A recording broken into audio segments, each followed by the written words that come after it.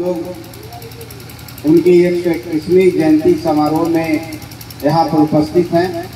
जैसा कि सबको पता है कि भारत के आधुनिक भारत के रचनाकार, शिल्पकार और जो हमारे संविधान का जो आत्मा है, जिसको हम भारत की जो आत्मा है, जिसको हम संविधान कहते हैं, उसके ड्राफ्टिंग कमेटी के चेयरमैन और जिस वातावरण में हम जिस मुस्तैदी से, जिस खुलेपन से इस देश में रहते हैं, अपनी बात को बेबाकी से कहते हैं और सभी को सम्मान अधिकार, जो इक्वालिटी के चैंपियन है, जिसको समानता के हम लोग कहें तो एक बहुत बड़े योद्धा हैं, उसका नाम है बाबा साहब अम्बेडकर। एक रत्न है, भारत रत्न से उनको उपाधि से सम्मानित किया गया था।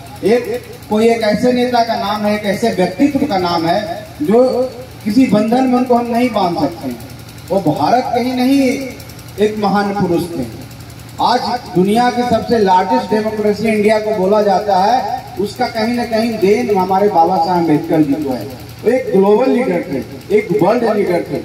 हमें सौभाग्य प्राप्त हुआ है, कुछ दिन पहले हम 24 तारीख को इसी महीने के 24 तारीख को दुबई में मुझे जाने का सौभाग्य प्राप्त हुआ। और अम्बेडकर ग्लोबल करके वहाँ एक संस्था है, जो बिहार का ही संस्था है, लेकिन वहाँ पर NRI बेस्ड है और बिहार फाउंडेशन के तहत एक कार्यक्रम उनके जन्मदिन पर हमको बुलाया गया था। और मेरा सौभाग्य है कि मैं उस जगह पर जा करके अपने राज्य के वासियों को, अपने देश के वासियों को बाबा साहब अम्बेडकर जी की जयंती पर संबोधित कर सका।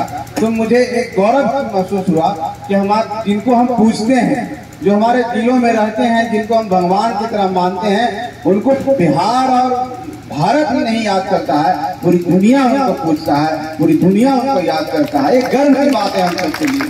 और वो दलित शोषित के लिए तो किया ही है, उस समाज के हर तबके के लिए उन्होंने काम किया है। वो किसी एक जाति संप्रदाय और एक वर्ग को हम अगर बांध देते हैं बाबा साहब अम्बेडकर को कि दलित के नेता थे, दलितों के लिए बहुत अच्छा काम किए। ये दलितों के लिए पूरे मानव जाति के उद्धार में उन्होंने जितना कर सकते हैं वो उन्होंने किया। चाहे बच्चों के लिए हो, चाहे सिविल राइट्स की बात हो, किसी भी चीज, RBI का गठन की बात हो, हर क्षेत्र में, चाहे सामाजिक क्षेत्र हो, शैक्षणिक क्षेत्र हो, हर क्षेत्र में उन्होंने एक मिसाल दिया है। एक ऐसा मिल का पत्थर उन्होंने बनाया है और एक ऐसे काम करके वो गए हैं।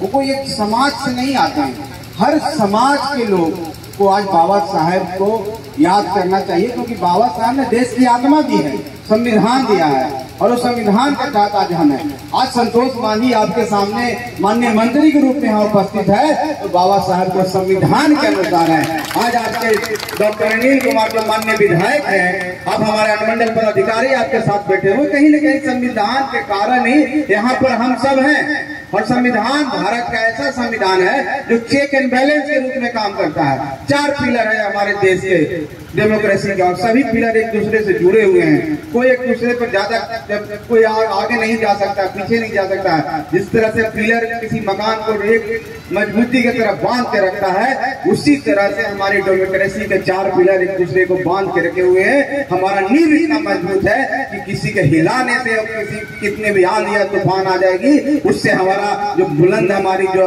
गगनचुंबी इमारत जो हमारी डेमोक्रेसी का है, उसको कोई नहीं हिला सकता है। ये बाबा साहब ने हमको दे के दिया है और बाबा साहब ने मिसाल पैदा किया है। बाबा साहब आज हमारी युवाओं को सीखना चाहिए, उनके जीवनी के बारे में पढ़ना चाहिए। सही में पूर्व के जितने भी वक्ता थे, सभी जो बातें बोल के गए हैं, सभी बात को सुनने लायक है।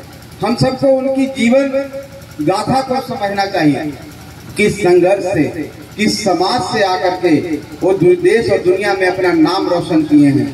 वो ऐसे समाज से आते थे पहले, जब जहाँ छुआछूत की बात होती थी, जहाँ परछाई से लोग डरते थे, जहाँ उनको चंडाल बोला जाता था, जहाँ उनके गले में घंटी बांध दी जाती थी, जहाँ पर उनको पढ़ने के लिए सुविधा नहीं थी, ब्लैक बोर्ड पर लिखते थे तो बोला जाता था कि उनको ब्लैक बोर्ड छूने से हमारे पीछे रखा हुआ टिफिन का जो खाना है वो अछूत हो जाएगा।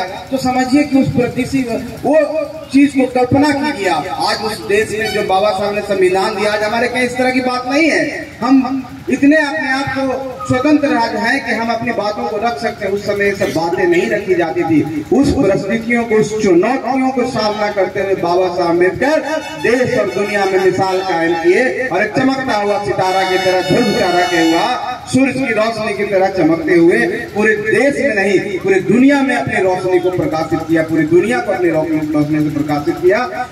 उसका नाम है बाबा साहब भीमराव अम्बेडकर, जिनको हम पूछते हैं और जिनके नाम पर आप लोग जय भीम कहते हैं। और हम लोग को कहना भी चाहिए।